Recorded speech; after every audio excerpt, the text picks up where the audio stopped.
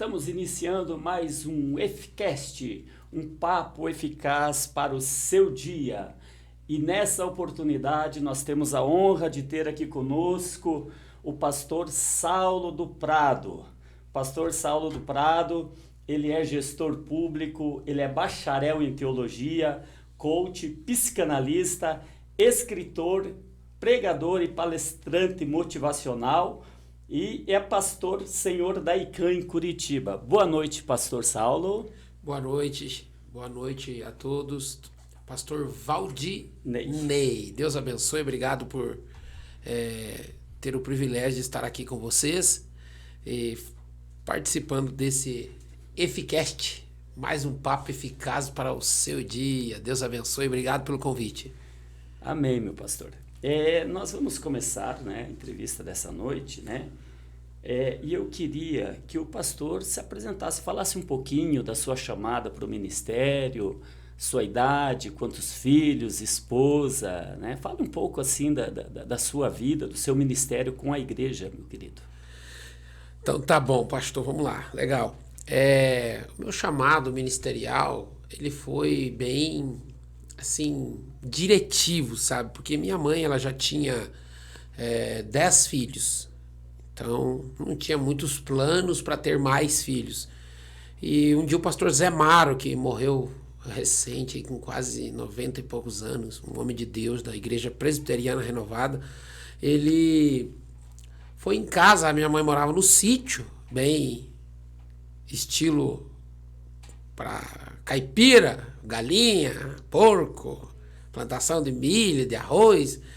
E à tarde sempre tinha o café antes da janta. E esse café era com virado de feijão com farinha, tocinho, bacon, linguiça defumada, aquelas coisas que o paranaense gosta, E aí o pastor Zé Mário falou: antes de nós tomarmos o café, vamos orar, E o pastor Zé Mário começou a orar e entregou uma palavra profética para minha mãe, na hora da oração pelo alimento.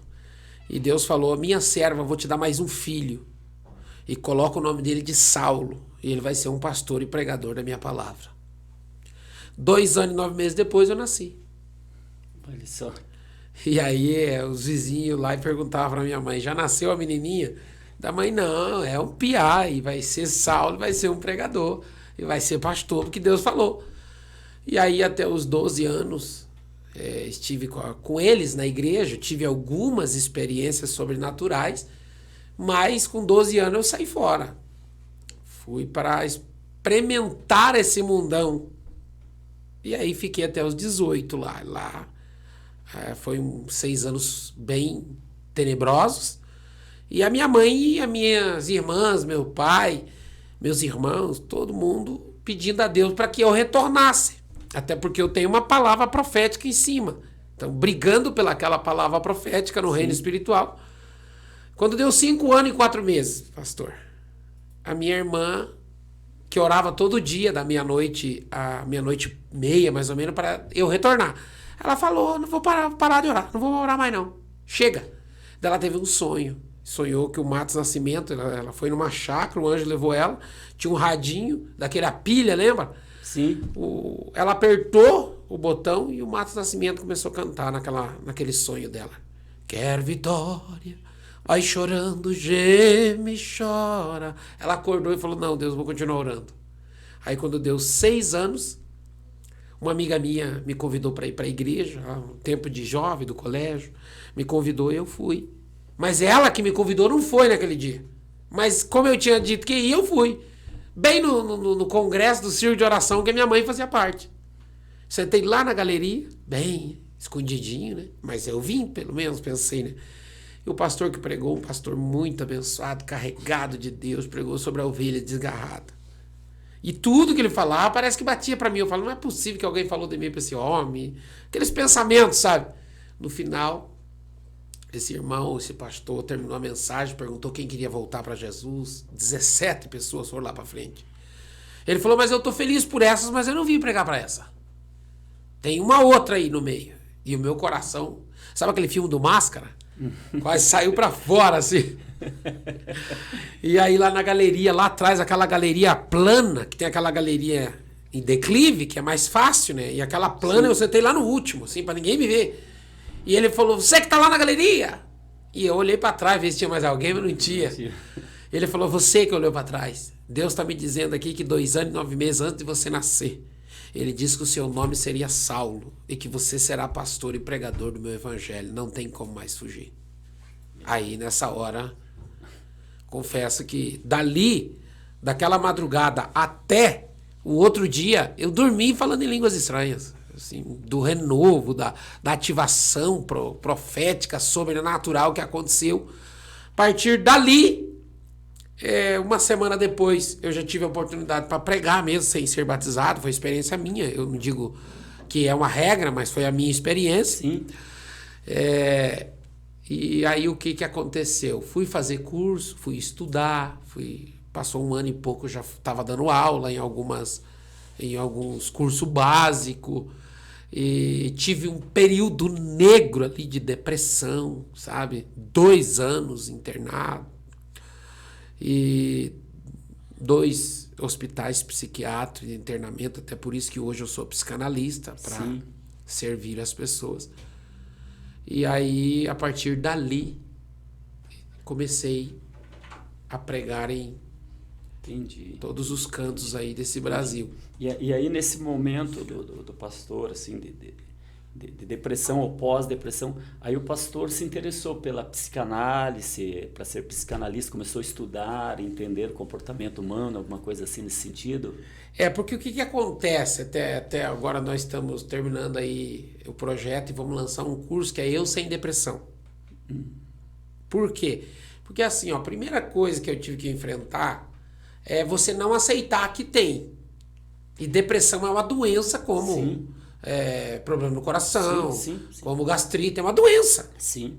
Entendeu? E precisa ser tratada. Então, existe esse preconceito da pessoa que não admite. Então, eu tinha que enfrentar isso primeiro. E pode ser que muitas pessoas que estejam nos ouvindo estejam passando e acham que não. Aí ela perde muitas oportunidades e destrói mesmo até relacionamentos. Sim, com certeza. Por não admitir. Então, a primeira coisa que eu tive foi admitir. Que pra mim foi difícil, mas tive que admitir. Depois, o segundo passo é você enfrenta o preconceito da sociedade, da igreja, dos amigos. Por quê? Porque fala assim, tá com preguiça, não quer fazer mais nada, olha que sem vergonha. E aí, então, você tem que enfrentar esse preconceito. E daí tem a depressão, que é uma depressão leve, a moderada e a avançada. A grave, quando chega nela, automaticamente tem que entrar com a psiquiatra, não é mais terapia. Sim. Daí tem medicamento. É medicamento também, sim. É só o psiquiatra que pode receitar. Foi o meu caso. E eu tive que ir consultar com o psiquiatra e ser internado em 2 hospitais psiquiátricos. Entendi. Que é pior do que uma prisão. Entendeu? É muito pior. E 2, eu tomava 23 comprimidos por dia, pastor. Gerou uma úlcera crônica, quase um câncer no meu estômago. Meu Deus. E aí, a partir dessa experiência ruim, digamos, traumática, o pastor começou a estudar alguma coisa assim, buscar recursos da psicanálise, alguma coisa assim nesse sentido, pastor? Ou foi antes, ou foi no meio, ou foi depois? Na verdade, pastor, o interesse pela psicanálise, pela parte terapêutica, foi depois. Porque o sofrimento, além da doença, você tem que enfrentar o teu próprio preconceito, porque acha que é um demônio, que é um bicho de 7 cabeças, e não é. Claro que o reino das trevas aproveita da tua fraqueza. Sim, ele entra sempre na fraqueza. Sempre na fraqueza. Mas a depressão é uma doença. E daí mais o julgamento e o preconceito das pessoas, que ele julgava que eu tinha demônio. Uns julgavam que tinha demônio. E outros que eu era sem vergonha. Então veja o que as pessoas que têm depressão, e hoje, pastor, hoje inclusive eu li uma matéria, 15,5% da população brasileira tem depressão. Sim. Há casos assim que realmente é uma doença, né, chamada doença do século. E com a modernidade, a tendência é aumentar muito mais, né? Até pelo padrão de vida das crianças. As crianças hoje estão crescendo com o celular na mão, Quer dizer, elas não interagem quase, elas ficam muito trancadas nos quartos. Então, é um palco assim próprio para doenças, né, psíquicas, né? Então, realmente é um assunto assim bem extenso, né, para tratar, né? E muito, muito proveitoso, na verdade, né? E aí, né, pastor, aí vamos, né, por parte. Aí o senhor passou esse período difícil, né? Passei, foi um milagre, na verdade. E aí, a partir de que o senhor passou, é interessante, né, para as pessoas que estão nos ouvindo, né? De repente alguém está vivendo um momento parecido. Muito provável. E acha que não vai conseguir, né? E está aqui um caso de uma pessoa que, digamos, se deu a volta por cima, conseguiu vencer. E além de vencer, ainda buscar formação, buscar condição de pastorear, de ajudar outras pessoas. Então, quer dizer, a pessoa está lá no fundo do poço e do fundo do poço ela emerge, né, para influenciar pessoas, né? Sim. Então, é bem interessante. Então, a partir dali que o senhor vence essa situação difícil, aí o senhor começa a se preparar para o ministério, algo assim, começa a estudar, começa a buscar de Deus a direção, né? E me diz uma coisa, pastor, e qual foi o momento mais difícil da sua vida? Foi esse momento realmente que nós estamos falando, ou teve algum outro fato que marcou muito a sua vida? O momento assim mais difícil mesmo foi esse ali, entendeu? Porque foi um período longo de 2 anos, que parece uma eternidade. Falando hoje é tão fácil, mas viver aquele momento...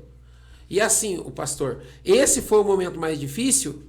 E por causa desses 2 pontos, porque você demora para cair a ficha que precisa de ajuda. Sim. Engraçado, você dá uma desinteria e o camarada procura 24 horas. Sim, sim. Dá uma dor de cabeça de um dia e meio, o cara vai 24 horas.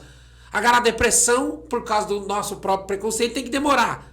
Aí, mais o preconceito da sociedade. Sim. A pessoa demora demais.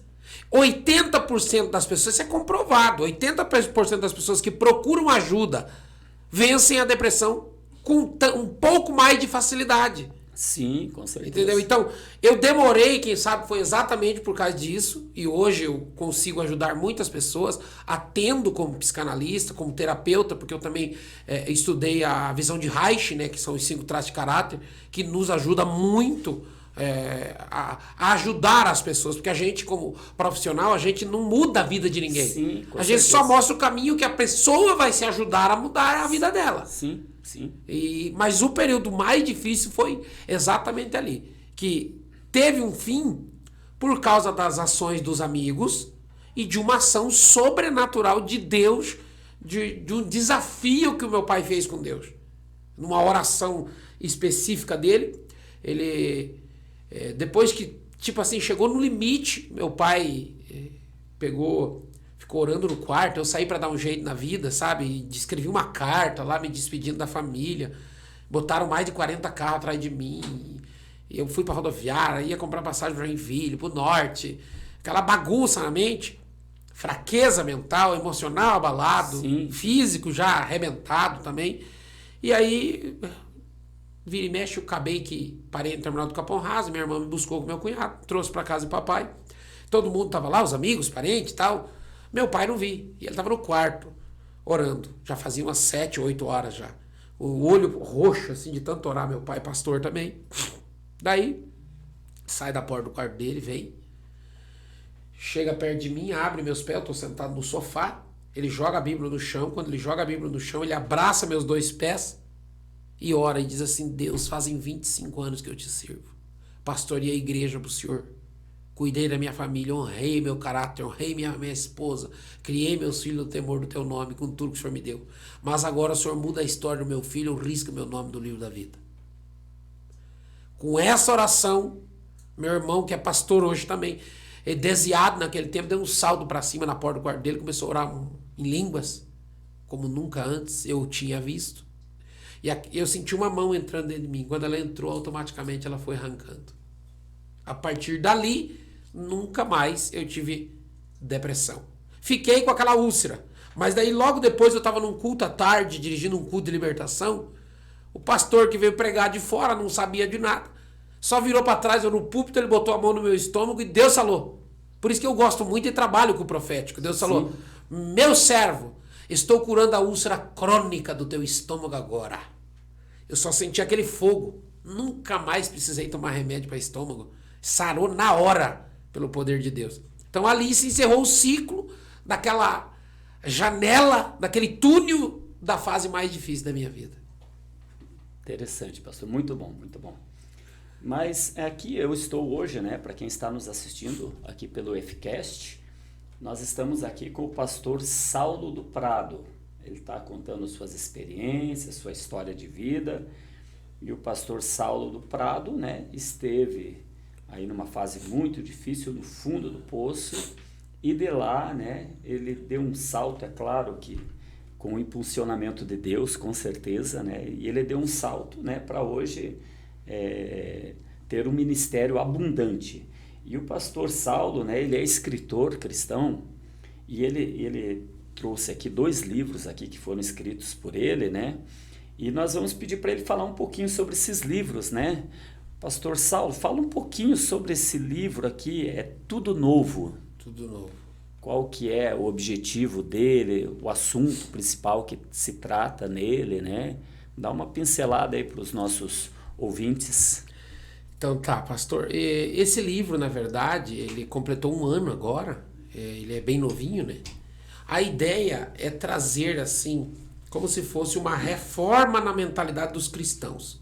Quando eu falo cristão, eu não estou falando evangélico, católico, espírita, não, estou falando cristão.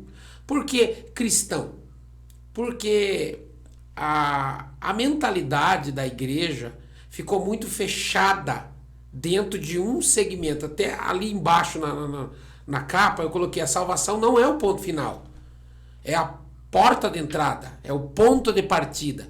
Porque sem a experiência do novo nascimento eu não faço parte do reino. Não tem como. Salvação Sim. é a porta de entrada.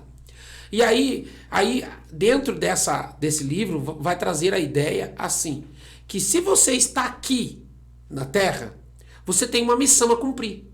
Lá no céu não precisa de pastor. Lá no céu não precisa de empreendedor. Lá no céu não precisa de dentista. Lá no céu não precisa de juiz, porque Jesus Deus já é o justo juiz. Precisa se cumprir a missão aqui. É aqui que precisa do pastor Valdinei. Sim. Lá no céu você não vai ser pastor. Pastor é aqui. Sim. Então, as pessoas ficam focadas tão somente no céu, no arrebatamento da igreja. E vai acontecer o arrebatamento da igreja. Na Bíblia tem 2.500 vezes escrita que Jesus voltará na terra um dia. E 318 foram ditas pelo próprio Senhor Jesus. 2.182 são predições proféticas. Então Jesus vai voltar. Mas a mentalidade do povo é só esperar o arrebatamento. Esquece que nós temos uma missão aqui na terra. Quando Jesus disse assim: venha o teu reino, seja feita a tua vontade aqui ou assim, na terra como ela é no céu. Então, aqui que nós precisamos de alguém operando ali, ó, no computador. Lá no céu não vai precisar. Sim. Então, assim, é uma pessoa que nasceu de novo, entrou para o reino de Deus e está cumprindo a missão. E aí, por exemplo, eu falo aqui também, resumidamente, pastor, por exemplo, para você entrar numa fase boa de abundância na sua vida, você tem que ser autorizado. É igual você, habilitação. Você só pode dirigir depois que você é habilitado. Sim. Quando Moisés chegou no Monte Sinai e a sarça pegou fogo, Deus grita para ele pelo nome Moisés. Aí Deus pede para ele tirar as sandálias e entregar.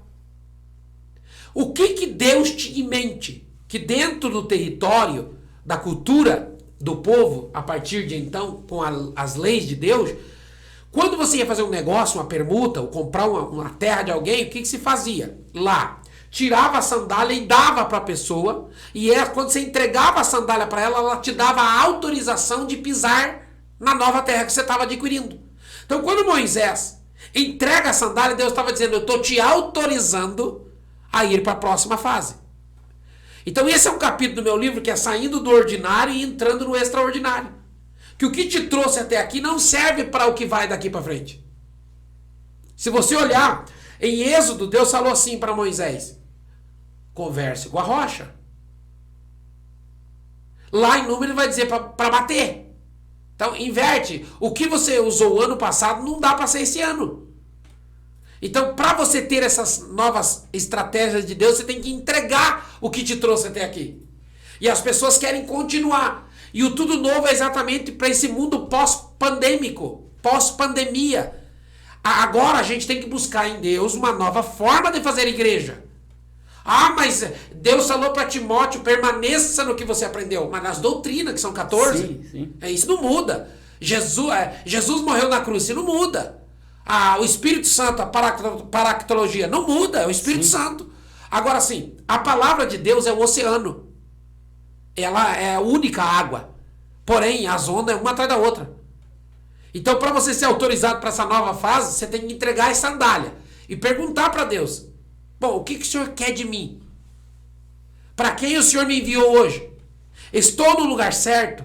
Estou servindo o povo certo? Estou fazendo igreja ou culto da forma certa, Deus? Como que o Senhor quer? Nós relembrar de Davi e começar a questionar Deus. Então a ideia desse tudo novo é entender em Deus o que ele quer para a igreja, para a economia, para a saúde, para a educação, para a mídia. Nós falamos tanto em arrebatamento da igreja e esquecemos de falar de mídia. Você imagina se nós tivéssemos 70% de jornalista cristão que conseguisse olhar para uma notícia com o olhar de Deus. Ah, pastor, mas como é? Esse dia perguntou, como é que um jornalista vai olhar para uma situação com o olhar de Deus nessa situação de Blumenau? No dia eu consegui ver o amor de Deus lá. E se eu fosse jornalista, eu daria a notícia totalmente diferente. Porque enquanto houve o atentado, uma professora fechou a porta dos pequenininhos. Olha o amor de Deus ali onde se manifestou. Hoje nós vemos o pai do Bernardo, que trabalha na Marinha, que já foi jornalista, o camarada vinha e dá show. No sentido assim, ver Deus em cada detalhe, ver Deus em cada situação. Porque tudo que Deus pede para nós na Bíblia, por exemplo, é para o nosso bem, é por amor. Quando ele diz assim, não matarás, você acha que alguém matar vai ferir Deus? Não. Mas quem que vai pagar pelas consequências? Quem matou? Sim. Então logo por amor Deus fala, não mata, porque senão você não vai ver teu filho crescer, você vai ficar enjaulado, vai sofrer. Então não mate. Eu só estou falando isso para você por amor. Então esse livro, Tudo Novo, ele traz tudo mais ou menos nessa linha. São 8 capítulos aí que são sensacionais. Olha aí, que bom, né? Muito bom, pastor, né? Livro do pastor Saulo do Prado, né? Tem um outro livro aqui também, vou pedir para o pastor comentar, né? Também um pouquinho. É um livro, né, que tem por título Riquezas que transformarão sua liderança para sempre. Então é um livro, né, que só pelo título, né, já dá para se entender que fala sobre liderança, né, sobre as riquezas que transformam, que promovem essa liderança. O senhor poderia falar um pouquinho sobre esse livro também para as pessoas que estão nos assistindo? Então vamos lá então. Hoje, pastor, tudo começa e termina em liderança. Então, a liderança é uma primeira coisa assim que os líderes de hoje em dia devem começar a pensar e praticar, que hoje, quantos anos que o pastor está no ministério já? Pastor, há uns 25 anos. 25 anos. Então, assim, hoje, se eu perguntar para você qual líder que se preocupa em preparar outros para assumir o seu lugar, é quase zero. Muito pouco, realmente. Entendeu? Então, por quê? Porque os líderes pensam que são teto. Eu estou aqui, eu já tive em lugares pregando que o próprio pastor da igreja, nós falamos mais para um público evangélico aqui, né? Sim. Falar assim, não, eu sou o pastor aqui, ninguém vai ser maior que eu. Aí, assim, eu sinto pena, porque hoje a visão não dá para mais líder ser teto. Líder tem que ser plataforma de lançamento. Porque o próprio Jesus disse assim, ó, eu estou indo, mas quando eu chegar lá, eu vou enviar o Consolador. E quando ele vier, vocês farão as obras que eu faço e as maiores ainda. Então o que Jesus estava dizendo para os discípulos? Vocês vão ser melhor que eu. Vocês vão mais longe do que eu.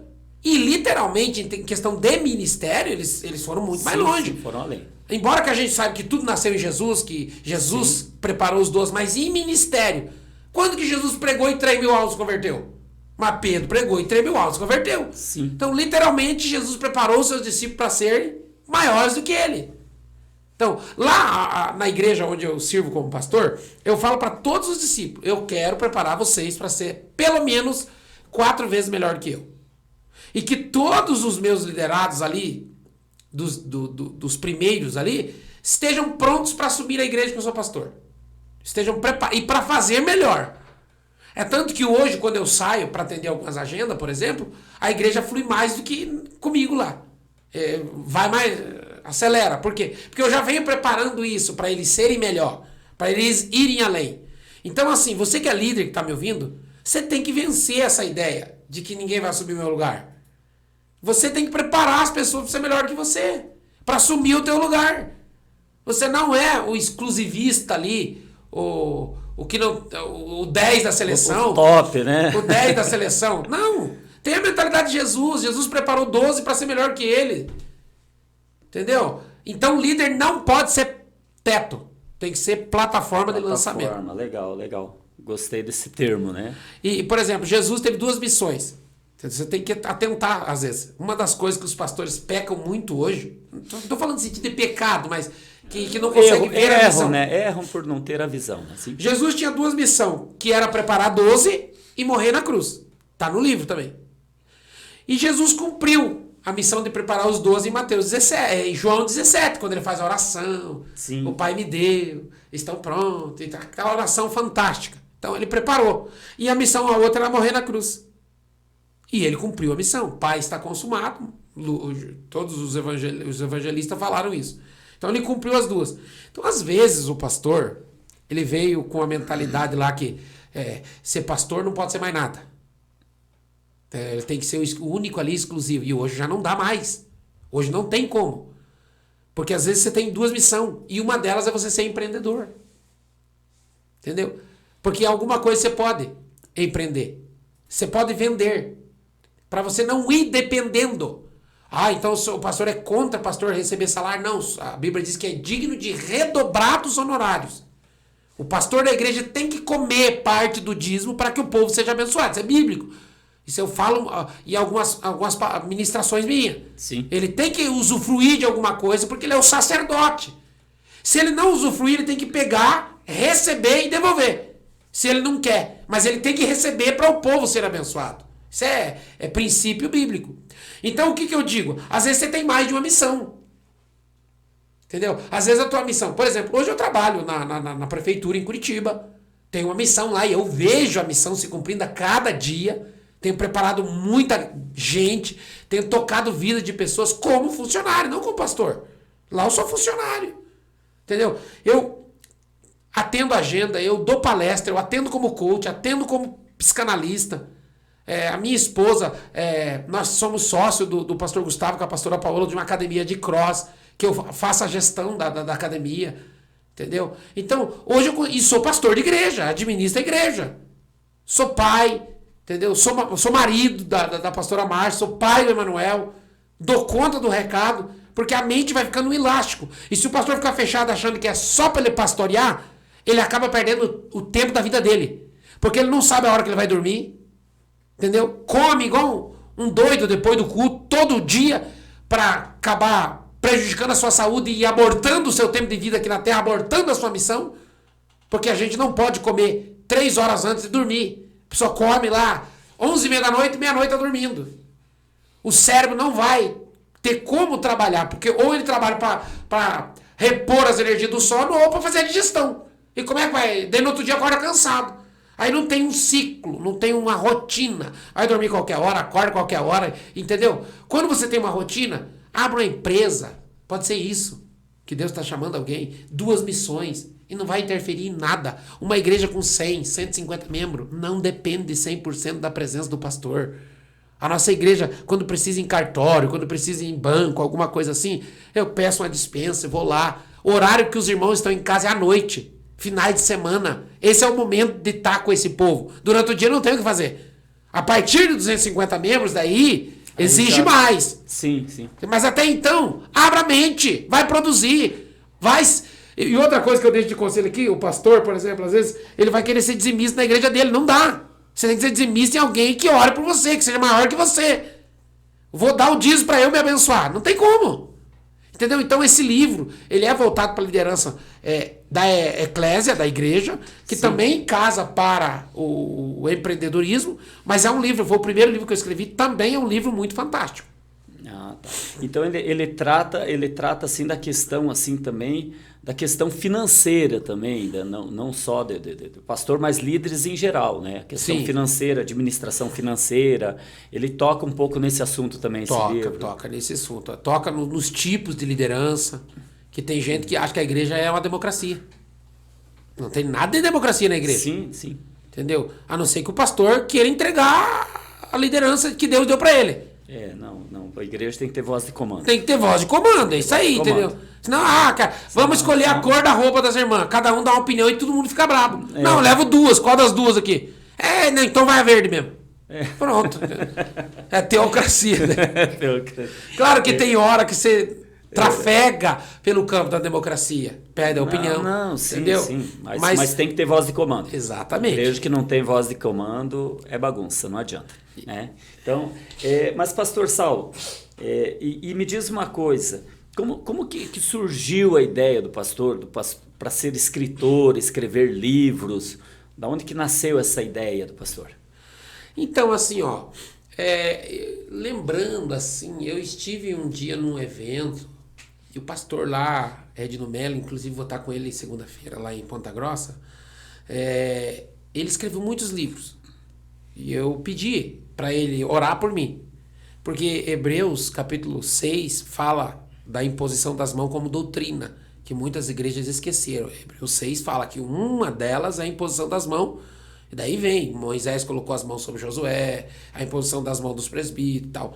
Eu acredito na transferência.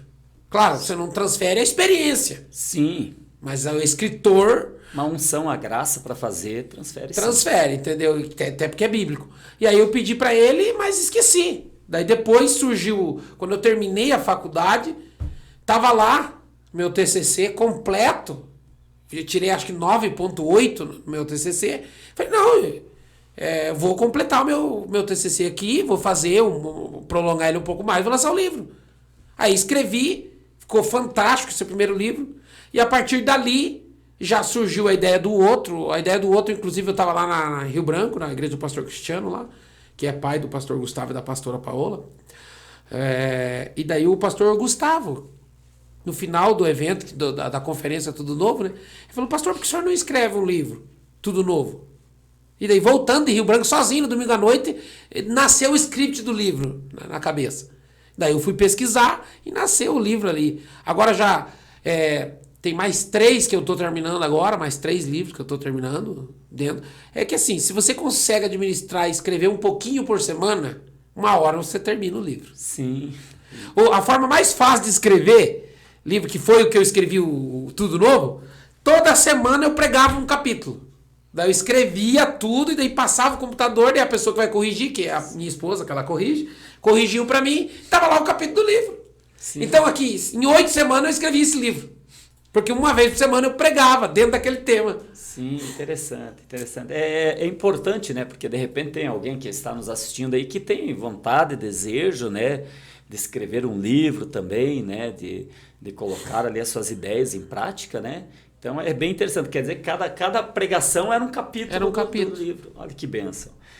E pastor, para nós, né, caminharmos para o final, o pastor Saulo Prado vai voltar mais vezes aqui, né? Gostei de conversar com ele, né? É muito válida, né, a experiência dele, e eu sei que tem muito mais aí para a gente extrair, né? Mas eu queria que o pastor falasse para mim um pouquinho, pastor, o que é ser um líder de verdade nessa nossa época? O líder de verdade, pastor, principalmente nessa época, as pessoas falam tanto de Jesus, as pessoas pregam tanto de Jesus, do sangue de Jesus, do nome de Jesus, mas esquece da história, dos princípios que ele ensinou. E os princípios que Jesus ensinou é o que nós temos que pôr em prática hoje. Jesus tinha empatia. Será que os líderes de hoje estão tendo empatia? Que é a capacidade de se colocar no lugar do outro e sentir a compaixão. A empatia vai além da compaixão. Aonde a empatia chega, qualquer coisa se resolve. Porque eu vou olhar com o olhar da outra pessoa. Sentir o que ela está sentindo. Então o líder tem que conseguir caminhar com esse olhar. Se preocupar com o próximo e querendo que o próximo tenha sucesso. Como aquilo que nós falamos lá atrás. Como uma plataforma de lançamento. Eu estou pegando esse camarada aqui. Lembra dos que Davi pegou? Que a Bíblia chama de vagabundos? Depois foram os ministros dele. Foram os guerreiros deles. Foram os camaradas que ele preparou para ser os maioral do reinado dele. Então o líder tem que ter esse olhar. E para você preparar uma pessoa, te dá muito trabalho. Te dá muito trabalho. E Jesus sofreu para preparar aqueles... Pedro era o mais difícil. Pelo menos sabia o que estava no coração dele, né? Sim, ele revelava, né? Entendeu? Tá bravo, tá bravo. Espontâneo, né? Já o Judas já era mais escondido. Não transparece. Esse que é o perigoso, né? Então, Jesus ali vai ensinar que não é fácil. As pessoas querem o título, mas não querem o preço da liderança. John Maxwell diz assim, você tem que pagar um preço para chegar no topo e um preço maior ainda para se manter lá. Sim. E quando você chega no topo, você chegou e não fique com a espada dizendo aqui ninguém chega. Traga as pessoas pro pódio também. Chega, você pode chegar aqui também. Vamos colocar todo mundo ali. Essa é a visão e mentalidade de liderança de hoje. Não, eu cheguei aqui. Deixa eu pegar minha espada, minha pistola aqui. E ninguém ouse chegar no meu lugar. Tem gente que não tira férias de medo de perder o lugar. Sim. Entendeu? Então a visão de liderança hoje não dá mais. Tire férias para que o negócio flua mais. Eu fiquei um mês fora, a igreja fluiu mais ainda do que eu tivesse ali. E foi para isso que eu venho trabalhando esses anos. Essa galera que tá ali, essa piazada, animada, compromissada, tem que fazer o negócio acontecer. Mais do que na minha presença. Até porque eu não sou eterno. Daqui a pouco eu vou embora. Tá, apesar que o senhor está convidado para o meu aniversário de 120 anos. Mas o povo do... eu vou estar perto disso também. Então ser esse camarada otimista, entendeu? Porque o líder de hoje ele não pode ser só motivado. Porque motivação é um motivo para mim. Entusiasmado é o motivo para mim e motiva os outros. Então tem que ser esse cara entusiasmado. Eu até brinco lá que eu não tinha conhecido uma pessoa tão animada quanto eu. Mas como eu venho profetizando que meus liderados vão ser 4 vezes melhor que eu, hoje eu tenho lá, que é o pastor Gustavo, que é esposo da pastora Paola, ele é um camarada que literalmente, ele me surpreende com o entusiasmo dele. Eu até tenho um pastor amigo meu que ele vai comigo lá em Ponta Grossa segunda-feira, que é o pastor Leandro Venâncio, que é o outro camarada que do meu ciclo de amizade, que tá pra... Você chega perto da pessoa, o camarada é entusiasmado. Conheço também. Então ninguém segura o homem. Entendeu? Quando ele fala que vai fazer, vai e faz. Então, mas dos meus é o pastor Gustavo. Eu nunca vi. Uma pessoa, tipo, pra frente, entusiasmada, que não precisa ficar dando aqueles empurrão. Vai, tem que fazer tal coisa. Não, a pessoa faz. Entendi. Nós temos visto, infelizmente, realmente, né, muita deficiência na liderança, né?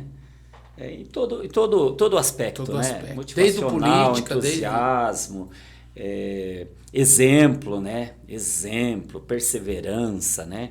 E a igreja, a gente entende que sempre quando a igreja ela olha para os líderes, né?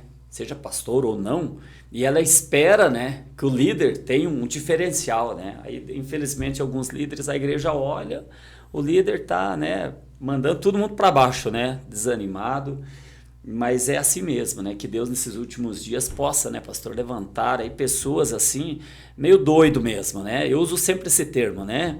Que eu quero um bando de doido junto comigo no bom sentido da palavra, né?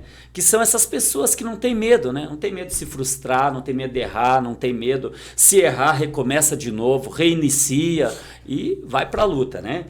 E é muito boa, né? A palavra que o pastor está deixando, né, para todos os nossos amigos. Inclusive você que está assistindo esse vídeo aqui do Fcast, né, se inscreve lá no nosso canal, lá, acompanha. Nós sempre vamos ter assuntos bons, maravilhosos, que vai ser de muita edificação para a tua vida. Pastor, para encerrar, nós costumamos fazer uma pergunta, né, para as pessoas que sempre vêm aqui nos dar a honra, né, de estar participando aqui do Fcast. Se o pastor soubesse que o pastor tinha um dia de vida, fosse o seu último dia de vida, de repente Deus viesse lá e revelasse, dissesse, olha, é o teu último dia de vida. O que o pastor ia fazer nesse dia? Quais seriam as suas ações, suas atitudes? Nesse dia, sabendo que a partir dali o senhor não ia mais estar, né, com a sua igreja, com seus liderados, com a sua família, o que o senhor ia fazer nesse dia? Nesse dia eu avisaria todo mundo e pegaria minha esposa, meu filho, a minha família e ia curtir no melhor lugar do mundo. Passaria 24 horas junto com minha família, que a minha família é minha esposa e meu filho. Ficaria com eles, comeria a melhor comida, ia para a melhor praia, andar de bug, junto com a minha família. Eu ficaria junto deles, avisaria 100%. Os outros e ficaria com a minha família. 100%, né? A visão do Senhor principal é a família e realmente deve ser de todo pastor. Pastor Saulo, obrigado, tá, pela sua presença. Deus abençoe o senhor, seu ministério, sua família, seus projetos, né? E esperamos, Senhor, um outro dia para estar conosco aqui participando do Fcast. Deus abençoe. Quer deixar uma frase final aí para o povo? Fica à vontade, pastor. Contato, se quiser deixar o seu contato, fica à vontade, por favor. Pastor, eu quero agradecer também pelo privilégio, a oportunidade de estar aqui com vocês. Vocês podem me seguir lá no Instagram, Saulo do Prado Oficial. Entra lá, me segue, ou no YouTube, Pastor Saulo do Prado. Quiser adquirir o livro, me chame lá no direct. Nós temos lá na minha bio, nós temos o curso Manifestando o Reino de Deus. Você clica lá, você vai para dentro do nosso site, que você pode adquirir o curso também. Eu quero uma consulta como psicanalista, pode me chamar lá no direct, Saulo do Prado Oficial, me chame por lá. E com toda certeza a gente tem atendimento, faz atendimento online, faz atendimento presencial. Estamos aqui para servir e ajudar de uma certa forma. Mas quero deixar um grande abraço para todos os participantes, que Deus continue abençoando, abrindo os caminhos. Quero declarar o shalom de Deus, que é céus abertos, que tudo seja alinhado na sua vida, que você fique livre das dívidas, que você sempre avance, progrida e seja bem sucedido. Deus abençoe, pastor. Obrigado, pastor Saulo. Deus abençoe a todos que estiveram assistindo o nosso Fcast e inscreva-se lá no nosso canal, dá um joinha, curte aí, compartilhe nas redes sociais, esteja conosco e semana que vem mais um episódio do Fcast. Até lá!